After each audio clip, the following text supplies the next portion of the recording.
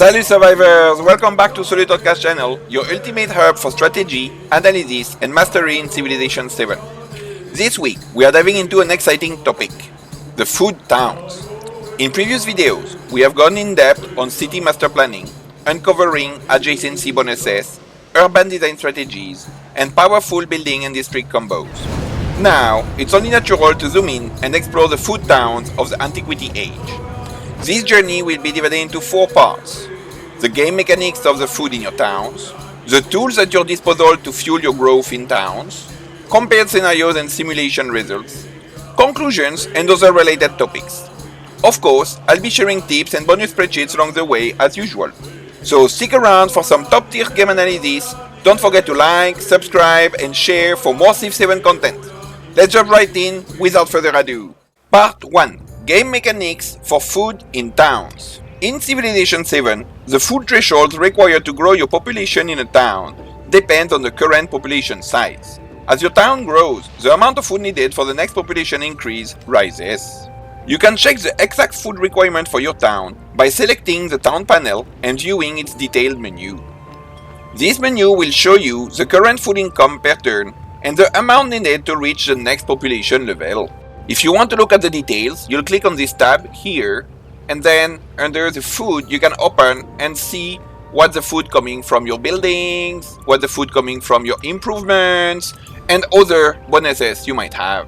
As long as your town is not yet specialized, then it gets a buff of plus 50% growth compared to a city. Then, when you will have given to it a specialization, the food produced by the town will be sent to connected cities through your trade network, meaning as long as they are connected.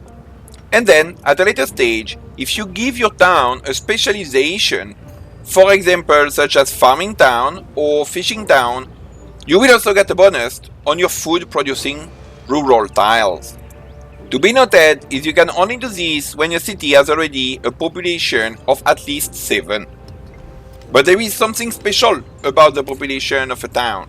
It's also the same for a city, by the way. Is that when you look at the total population, this is in fact the sum of your population earned through your food incremental growth, plus the citizens that came in your buildings purchased in the town.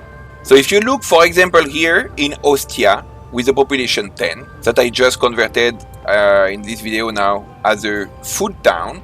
So in Ostia, I will have here 1, 2, 3, 4, 5, 6, 7 population from rural tiles. The 6 tiles around the volcano and this one here. So these 7 tiles are 7 population. And I have another 3 population from each of these buildings. The city hall, the altar and the granary.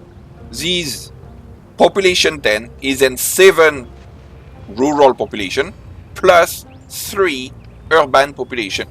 So when you colonize a new town, like in here, in Puteoli, I just colonized, and then you have at the beginning a population of 2, 1 in the city hall, and 1 for a population growth. There it is. That's when you colonize. So you already have population 2, 1 in the city hall, and 1 on the fishing boat.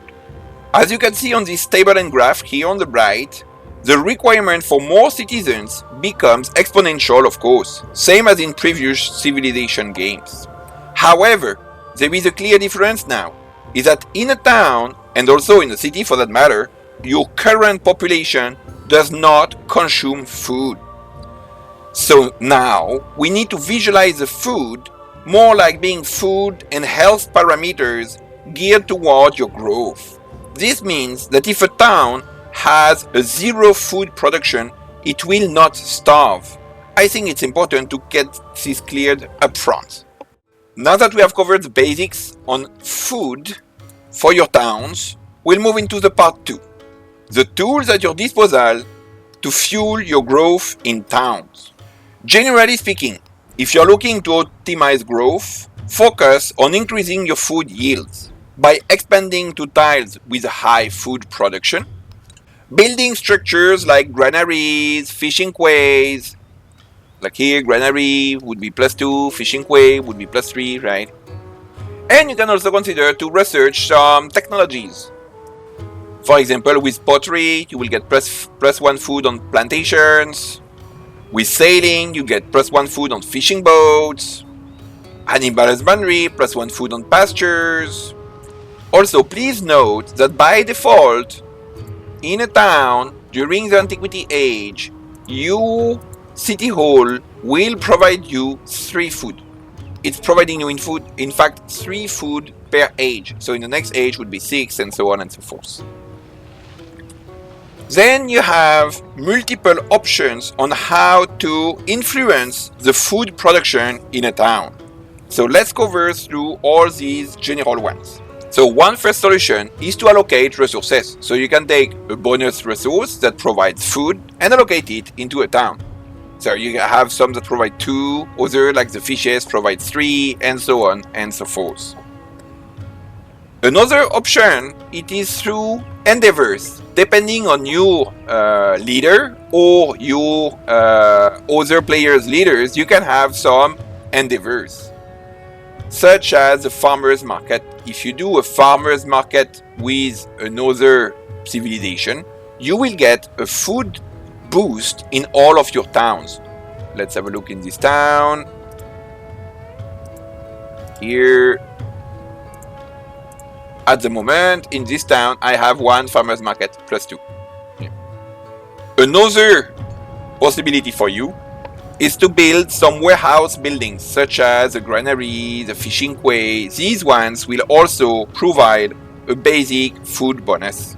Another food bonus that you can have is once you have researched under the mastery of mysticism, the clan networks. It will give you +2 food in all settlements. Meaning not only your towns, but it will affect all of your settlements, obviously. Another impact is from the different tiles that have some floods or volcanoes or different environmental effects. And these environmental effects over time will boost the resource yields of these tiles. As you can see here, for example, along this volcano, the Mount Vesuvius, then I have already here a farm generating 6 food, and here as well. And you also have some mementos such as breastplate or others probably also. I don't know yet all of the mementos, but several mementos can affect your food per towns. Then you have different type of bonuses which are not giving you +2 or +3 or +1, that are giving you a percentage. These ones, one is under the civics. One is under the civics of citizenship, a really powerful one. It's a caste. It's +25% food in your towns. So of course, if in your towns you do 7 food +25%, it's not doing a lot, right? But if you do 20 food in a town and then you have +25% on 20, then it has a very big impact.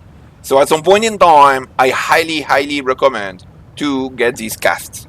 Other option is through your government. Depending on your governments, if you have oligarchy during the Antiquity Age, then you will be able to get a celebration for a +20% food bonus. Then you will also have some possibilities based on your civics, depending on your civilization, obviously. Here, with the Roman, for example, you have these Latinitas with a +10% food in the towns with a specialization. And there are probably many other civics, leaders, mementos, and other parameters to influence. But here we have covered the key options you have for you to give a good food bonus through the farmer's market, or through the clan networks, or allocation of resources, or buildings, food warehouse buildings. And then you have the different types which will give you a plain +25%, +20%, +10%, and so on and so forth. So these are all the different tools at your disposal to fuel the growth of your towns. Now that we have established this, we'll move into the part 3. I have created a simulation tool in order to compare different scenarios. So With this simulator, we are going to compare different scenarios and try to obtain some general rule of thumb thanks to that comparison with the different scenarios. Now, this simulation tool is not perfect because there are just too many parameters. However, it will be utilized with the same baseline in order to be able to compare these different scenarios. So scenario 1, that assuming you only have a city hall. Scenario 2, you allocate +2 from a resource.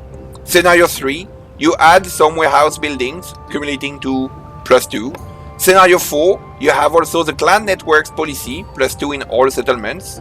Scenario 5, you add a farmer's market endeavor. This depends on your leader and also depends on your different neighbors with whom you are having diplomatic relations. Scenario 6, you don't have the farmer's market endeavor, but you have the caste policy, which, as I explained earlier, is not that complicated to obtain. Scenario 7, you are lucky and you have all of what we mentioned. And scenario 8, then you are culminating for everything plus an oligarchy celebration. So, I have done all of these scenarios one by one with my simulator, and I have compared all of the results. There it is. So, when you compare all of these results through all of these graphs that you can see here, scenario 1, scenario 2, 3, 4, 5, 6, 7, and 8, then you can also this way do some general comparison by how many turns it takes to reach to 8 citizens. How much food will you generate once you have achieved 8 citizens? And based on this, we can generate some global rule of thumbs. And there are two key ones. Number one, a town with at least 3 different bonuses, which can be either resources, warehouse buildings, clan networks policies, farmers market. At least 3 of these will grow to population 8 at a 33% faster overall rate compared to a town with no specific help. Hence, rapidly having a food allocated or clan networks policy and buying one suitable food warehouse building will go a very long way for your town's rapid growth. While it can seem minor, this is not at all the case, because this rapid growth is a huge factor. Like rapidly expanding will permit you to claim lands and resources, and earlier growth means also an earlier town specialization. And the key rule of thumb number 2 is that a specialized food town with 8 citizens can generate up to plus 60% more food than a basic town with 0 bonuses, if this has oligarchy celebration and caste policy coupled with a discrete different food bonuses. Therefore, once your towns are specialized into food towns, it is extremely beneficial, if you have not yet already done it, to have the caste policy for the heavy plus 25% food, which can then be even more increased with civ-specific bonuses like Latinias, as I mentioned earlier, and with other government bonuses like oligarchy and others. And this leads us in the part 4, conclusion and other related topics. First, you need to generally consider the different parameters influencing the growth of your towns. You need to get the resources that you want, right? Do I want to get the horses? Do I want to get the wine? Consider also to establish rapidly your frontier, front of your neighbors, right? And you can consider also that you will be able to, say, build a rural tile, and then on top of that rural tile, you'll be able to build an urban tile or buy an urban tile in the future, which will free you urban worker and in turn take another one. Let's do it here, for example. I'll do it even if it's not really what I would like to do at all. Here, for example, wait, do I have a population here? No. So, for example, here in Arbomasios, I'll do something just for the sake of you understanding what I mean. Here, it's bad, huh? But I will do it just to show you. There, I'll build a fishing quay. that will free me a different citizen that I can then reassign elsewhere, right? So that's an important aspect for you in order to grow your tiles. Another key aspect is to make sure that you give some importance to your mastery of mysticism for the +2 food in all clan networks, and you also give some importance to your citizenship in order to unlock the castes policy. These two will be a very key in order for your empire to have a rapid horizontal growth development through the +2 food and the +25% food in all of your towns. One key aspect, and that's why I loaded back here in this save, is that sometimes you'll have events to have migrants. So here, one thing I wanted to show you with this migrant, I have on purpose brought this migrant to Ostia, right? So let me select Ostia. Ostia right now is producing 47.5 food per turn, right? And it requires 443 food to the next population. You can refer back to the table I showed you earlier, and anyway, I'll make it available as usual on the community page of the channel for download. And then, look at what will happen. I'll get this migrant here, boom. For example, I'll use this iron because I'll soon be at war with my neighbor. And now, moving into Ostia, my food needed to grow the population has increased to the next level. Therefore, whenever you have a migrant and you apply a migrant into your town, one, you will only be able to use it to unlock a rural tile, not a specialist. And two, this will increase your cap. So be careful when you have some migrants in your towns. Now, based on this and the different studies, you need to consider that the cost to level up a town to the next level can sometimes be so high that, if you need 12, 15, 17 turns to grow your town population, it's maybe not worth it. And to convert it to a farming town will sometimes be more advantageous overall for your empire. Your town, of course, will stop to grow, right? So then it will then send the food to the nearest city, to your city's network, right? And then the city will indeed have a pretty big advantage. Look here, what I just showed you, Rome itself is only doing 31 food because it's a city, so I'm not doing a lot of food there. I'm getting the food from Ostia. Ostia's food represents maybe 70% of the food of the town, right? Inversely, when you're later in the game, here we are later in this Antiquity Age, and for example, at that point in time, if you look in Rome, I need to grow to the next population almost 2,800 food. When you are in that situation, it's not that interesting to have Ostia's growth and Puteoli's growth, in that case, to be stopped. It's better, in my opinion, that these towns grow by themselves and probably even convert them into cities, because these will grow better.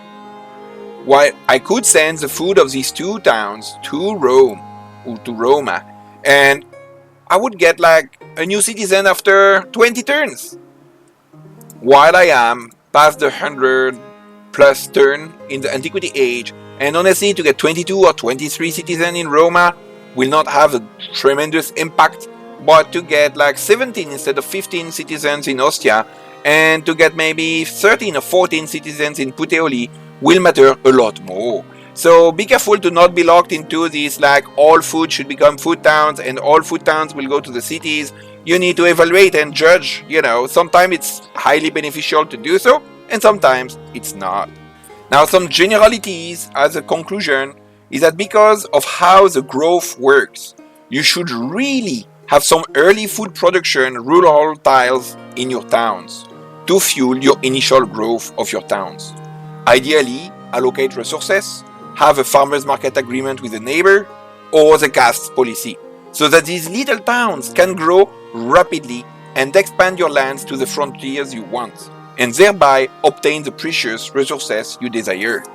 Also, if you see some tiles with extremely high resource bonuses, why cannot we see here?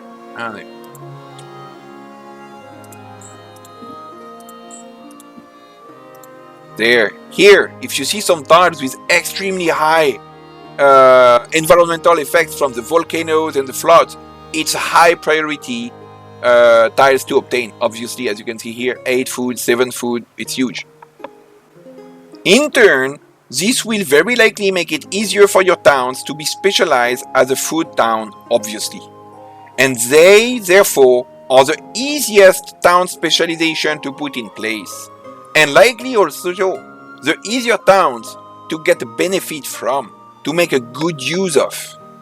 However, please let me know in the comments if on your end you are also using some of the other specialization, and if you would like to see some game analysis on some of these other specializations. On that note, let's toast to the like and subscribe buttons. I appreciate very much the support. Thank you for watching and see you in my next videos. Cheers!